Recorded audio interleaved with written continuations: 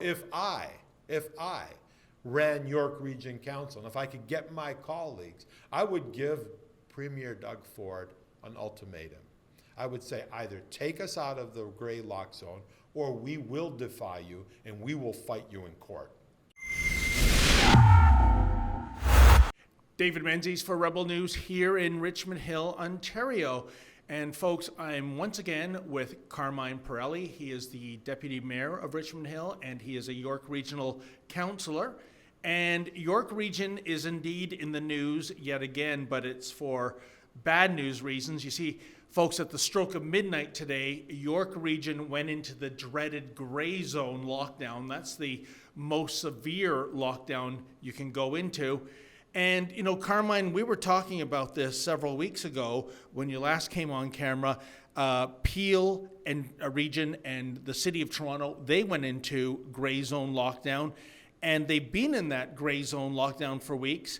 It is not reducing the positive case counts of COVID. So the question arises, why is York Region going this route when it seems that it just doesn't work? The answer is simple, David. There was no reason to bring York Region into the gray zone. While we were in the red zone, our numbers didn't change. At the same time, the Peel and Toronto were in the gray zone and their numbers didn't change. The ratio remained the same.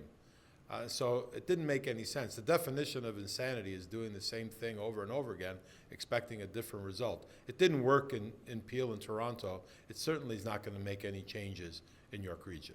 And Carmine, what I don't understand is that Premier Doug Ford, who ran on the campaign slogans of For the People and Ontario Open for Business, he has consistently said at the press scrums that if he could put on his entrepreneur hat, he would open up the province for all businesses. But he has to listen to the scientists, he has to listen to the doctors, and yet the medical officer of health for York Region, Dr. Kareem Kurji, he said, do not put York Region into this lockdown. So who is Doug Ford listening to? Well, I think you said it best at our last interview, David, CYA, cover your ass. Am I allowed to say that? You are indeed allowed to say that. Well, thank you. But I think that's what it comes down to. And I don't say that in a derogatory way. I think people are afraid to make the right choice. The right choice is simple here. There is no science to say that the spread and the transmission rates are coming from our small businesses. As a matter of fact, I think it's quite the opposite, David. It's the big box stores where you have lineups of hundreds of people in line at Costco, Winners, Walmart, Home Depot, these types of places where the transmission is increasing, as well as the private gatherings where we have zero control. There are no law enforcement officers going into people's kitchens and living rooms and backyards and checking up on people. And that's where the transmissions rates are coming from, not from the little flower shop that has a customer every 15 minutes. Well, you know, Carmen, you could even argue that the smaller the store, the better you are at controlling the spread of the virus in terms of hand sanitation, in terms of social distancing.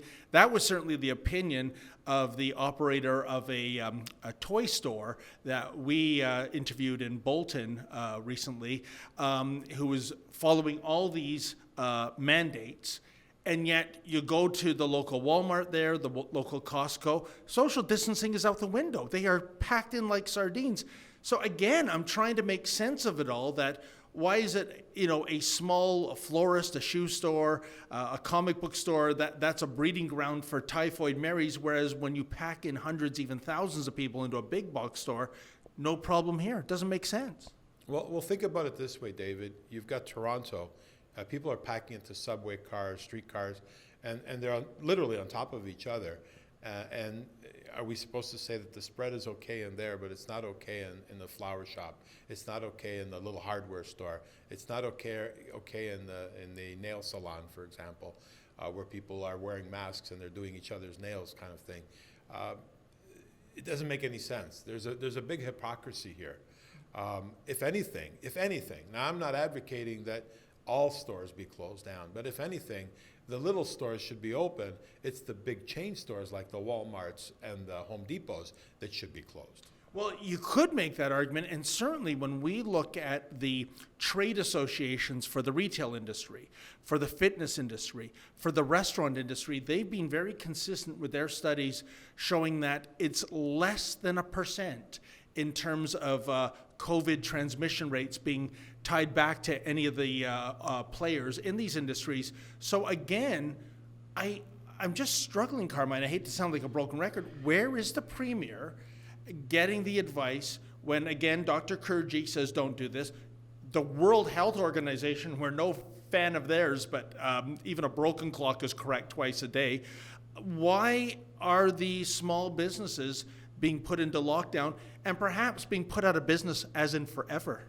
Well, factually, they are closing down. More and more buildings are getting boarded up. But you asked me a question earlier on, and you said, if Doug Ford could put on his business hat, he would open up all the businesses. That's his job. His job is to take the science and apply it to all the knowledge that he has regarding business. He knows what it's like to write a payroll check. He knows what it's like to pay rent and product and so on and so forth, and your property taxes and your income tax. He knows all that. And if he applies the science, he would quickly know that closing down the stores is not doing anything to protect our most vulnerable. Here's reality, David. Let's cut down to the chase. They're trying to protect people that are constantly on the move, going here and going there, buzzing around like bees, and they have failed to protect those that are in one location, for example, in our long-term care facilities. If you cannot protect those that are in a room and not mobile, how in God's name are you going to stop the virus when people are going everywhere? Big box stores, transportation, buses, shelters, working, not working, going for walks on the Fourth. It doesn't matter. They're moving all over the place. And let's be serious. People are tired of not being able to meet with family and friends, and they're doing it more and more. The virus is here to stay. We have two choices. We have the choice to either stop the virus or increase capacity to deal with the virus. Trying to stop the virus has failed. 10 months, we have not been able to stop it, even with the gray lockdowns. So let's increase capacity if capacity is a problem. But David, you and I both know capacity is not an issue. Right now, sadly, there are 149 people on ventilators in ICU in Ontario. The whole province. The whole province, Ontario, 149 people. Sadly, that's 149 too many. We all agree with that. But do you know what the capacity is? How many rooms do we have in ICU with ventilators? Take a guess. Because remember now, we're at the tipping point, according to 3 hospitals in York Region. What's the capacity? I'm going to guess under 10%, but I think you have the real figure. Capacity? No. There's only 5% of the beds being used with people on ventilators. Sir, we have 149 people in ICU on a ventilator. We have capacity for 2,811. Let me repeat that. We have 2,811 ICU beds equipped with ventilators. How can we possibly be at a tipping point? So how does this even get started, Carmine? How do we read stories in the mainstream media that they are frayed to the edge, that they can't keep up with the workload? We're supposed to bang pots and pans every night at a certain time to urge on the frontline care workers, when you're telling me that it's only up to 5% capacity for this virus. Well, those are the stats. Yeah. That's the science. 5% of the beds are being used right now. We have capacity for over 2,700 and change beds with ventilators. We're nowhere near capacity, but yet we're saying shut down because we're at a tipping point. There's a big, huge disconnect here. We're not at any tipping point. I would like to know what the agenda is. Dr. Karim Kurji, our medical officer of health, said, do not lock us down. I have been saying it for months. Do not lock down York Region. Why did the Premier lock down York Region? I'm going to move at Thursday's meeting that York Region Council demand that the Premier open up York Region. What do you say to those business people that say, to hell with this? You know, I am a law-abiding, tax-paying citizen, but if I don't open my doors, especially right now in the Christmas season, I'm toast and I'm going to open in violation of law. Do you have sympathy in your heart for those entrepreneurs that are going to open regardless of what the law is telling them to do? As an elected official, I can't advocate for someone to break the law, but I do understand it. There's an old saying, democracy is two wolves and a sheep deciding what to have for dinner. Justice is a well-armed sheep. I'm suggesting here that the democratic process gives the Premier the right to lock down these businesses, but I don't think that's just. And I think if our businesses were well armed with knowledge and guts to do the right thing, I think they should all open up. I think every business should open up because they've made the wrong decision. It's not justice. There's no justice here. There's no rational explanation. David, if we could get in front of a court, in front of a judge, a level-headed, reasonable thinking person who's not looking for re-election, let me repeat myself, who's not looking for re-election, who's not interested in CYA, cover your ass. I said it 3 times during this interview. The judge isn't looking for re-election. He would say, Mr. Perrelli, you're absolutely right. You're absolutely right. It's not justice to close down these businesses. Absolutely no rational reason for doing so.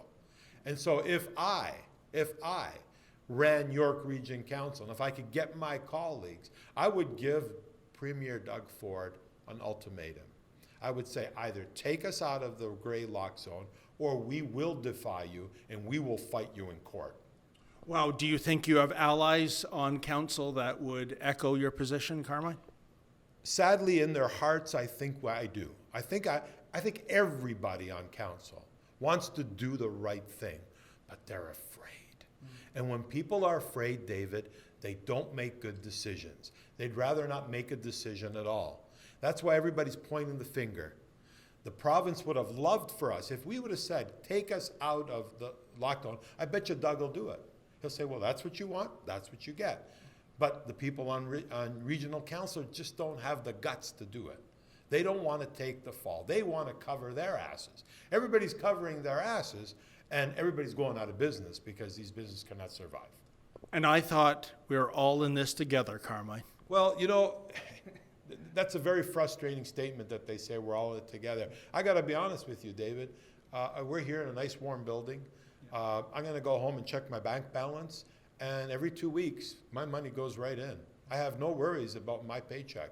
But, you know, we sit here in judgment of all these businesses, and we're taking away their livelihood without even asking them. And that's just not right. And I wonder what my council colleagues would say if I were to make a suggestion that while we're in lockdown, while the businesses are in lockdown, that we not collect our paychecks. How do you think that would go? How do you think that would go over, David? Oh, no, it would not go over well. Well, I really appreciate your candor and your straight talk, Carmine. So thank you again for coming on camera. Really appreciate it. And folks, what can I tell you? We have seen by the results in the City of Toronto and Peel Region, these lockdowns simply do not work.